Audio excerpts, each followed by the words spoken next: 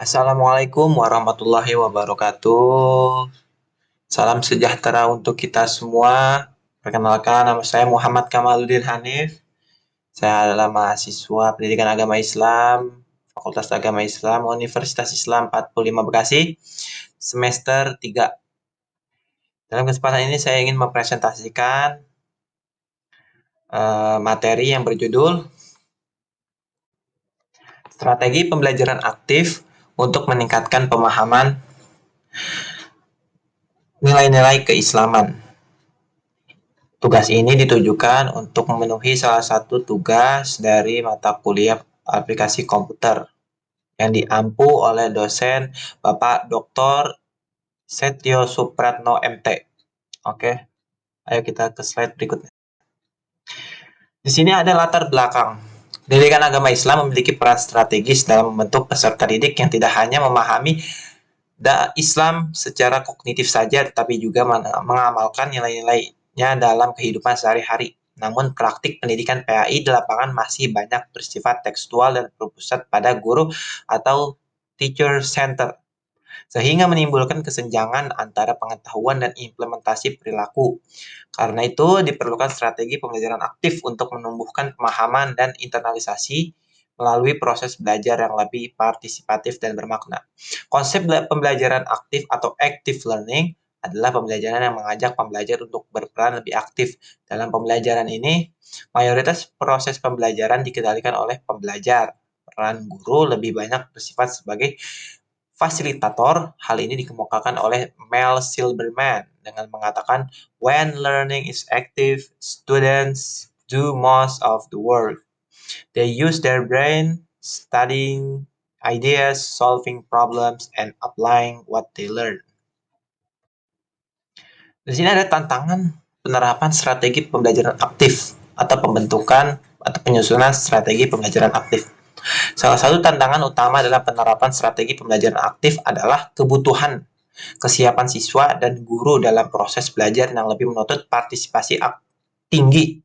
Banyak peserta didik belum terbiasa berpikir kritis, mengemukakan pendapat, berdiskusi secara mendalam, atau melakukan eksplorasi mandiri sehingga proses belajar dapat terhambat. Di sisi lain, guru juga dituntut memiliki kreativitas, kemampuan mengelola kelas, serta keterampilan merancang aktivitas yang bermakna agar pembelajaran tidak hanya berorientasi pada teori tetapi memberikan pengalaman yang langsung. Selain itu, keterbatasan sarana, waktu pembelajaran yang singkat, dan budaya belajar pasif yang sudah mengakar menjadi kendala dalam mengoptimalisasikan pembelajaran aktif di kelas. Di sini ada tujuan dan manfaat dari strategi pembelajaran aktif. Strategi pembelajaran aktif bertujuan meningkatkan keimanan, ketakwaan, dan akhlak mulia melalui aktivitas belajar yang menempatkan siswa sebagai subjek utama. Dengan keterlibatan langsung, siswa tidak hanya memahami materi, tetapi juga mampu menganalisis, mengolah, dan menerapkannya dalam kehidupan nyata. Pembelajaran menjadi lebih bermakna, inovatif, dan mendukung transformasi karakter sesuai nilai-nilai keislaman. Landasan teoritis. Strategi pembelajaran dipahami sebagai rencana atau susunan kegiatan sistematis untuk mencapai tujuan belajar tertentu. Dalam konteks pendidikan Islam, strategi pembelajaran harus mampu mengintegrasikan pengetahuan, sikap, dan tindakan agar peserta didik tumbuh sebagai insan kamil. Pendekatan seperti keteladanan, pengalaman langsung, diskusi, dan teknologi menjadi penting dalam menginternalisasi nilai-nilai keislaman secara nyata dan kontekstual. Dalam konteks pendidikan, strategi dipahami sebagai suatu rencana, metode, atau rangkaian kegiatan yang dirancang untuk mencapai tujuan pembelajaran tertentu. A plan, method, or series of activities designed to achieve a particular education goal. Secara sempit, strategi dipahami sebagai metode atau tekniknya, yakni cara menyampaikan pesan atau materi pelajaran kepada peserta didik untuk mencapai tujuan pembelajaran yang telah ditetapkan. Dengan demikian, strategi berkaitan erat dengan cara, taktik, atau metode dalam melaksanakan suatu kegiatan. Sementara itu, dalam pengertian lebih luas, strategi mencakup berbagai komponen antara lain metode, pendekatan, pemilihan sumber belajar, termasuk media pembelajaran, pengelompokan peserta didik, serta pengukuran keberhasilan proses belajar. Analisis singkat. Strategi pembelajaran dalam pendidikan Islam harus adaptif dan mampu melibatkan siswa secara aktif, baik dalam ranah kognitif, efektif, maupun psikomotorik. Bentuk pembelajaran seperti diskusi, simulasi, ibadah, studi kasus, dan multimedia memungkinkan peserta didik mengalami proses belajar yang konkret, reflektif, dan selaras dengan nilai keislaman. Hal ini menjadikan pembelajaran lebih efektif dalam membentuk karakter yang Islami. Tujuan pendidikan Islam. Tujuan pendidikan Islam adalah membentuk manusia yang mampu menjalani hidup sesuai dengan nilai, moral, dan ajaran Islam secara menyeluruh. Pendidikan Islam tidak hanya menekankan penguasaan ilmu pengetahuan saja, tetapi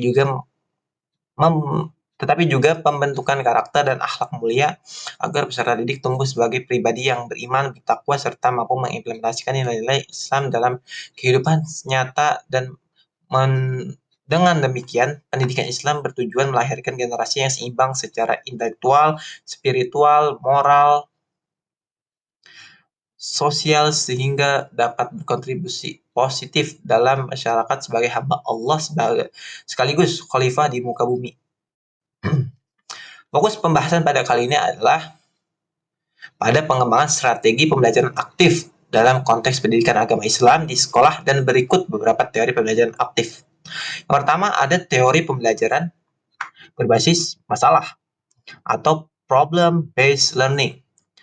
Yang kedua ada teori konstruktivisme, yang ketiga ada experiential learning, dan yang keempat ada social learning theory.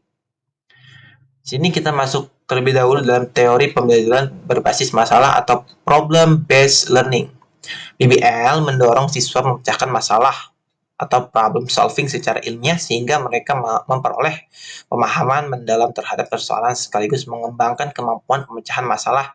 Model ini mengaktifkan siswa untuk membangun sendiri solusi melalui analisis, diskusi, dan pengambilan keputusan. Lalu yang kedua ada teori konstruktivisme. Konstruktivisme menempatkan siswa sebagai pembentuk pengetahuannya sendiri melalui pengalaman belajar. Guru bertindak sebagai fasilitator yang membimbing siswa menemukan konsep secara mandiri. Dengan demikian, peserta didik membangun pemahaman melalui interaksi dengan materi dan lingkungan belajar. Lalu yang ketiga ada experiential learning.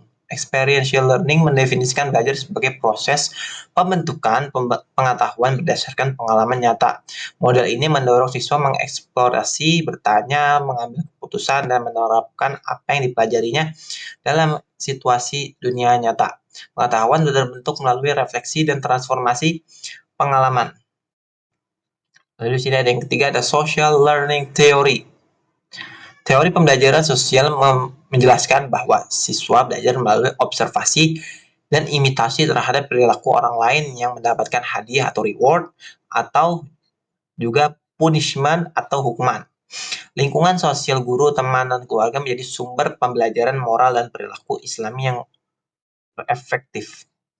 Apa relevansinya antara strategi pembelajaran aktif dengan tujuan pendidikan Islam? Strategi pembelajaran aktif selaras dengan tujuan pendidikan Islam yang ingin membentuk manusia beriman dan berakhlak mulia.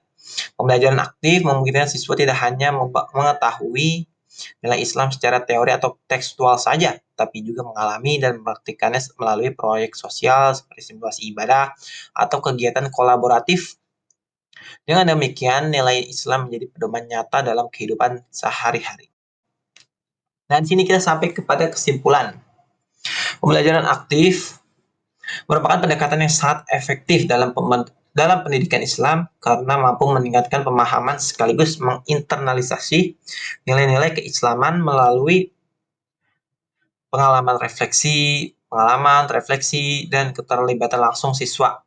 Teori belajar modern seperti PBL atau problem based learning, konstruktivisme, experiential learning, dan social learning mendukung pembelajaran yang berpusat pada peserta didik sehingga proses belajar bersifat transformatif, menarik, dan bermakna. Oke, mungkin segitu saja yang dapat saya sampaikan dalam video kali ini. Mohon maaf bila ada salah tutur kata dan beberapa penjelasan yang kurang jelas. Sekali lagi saya ucapkan mohon maaf. Wabillahi taufiq wal hidayah. Wassalamualaikum warahmatullahi wabarakatuh.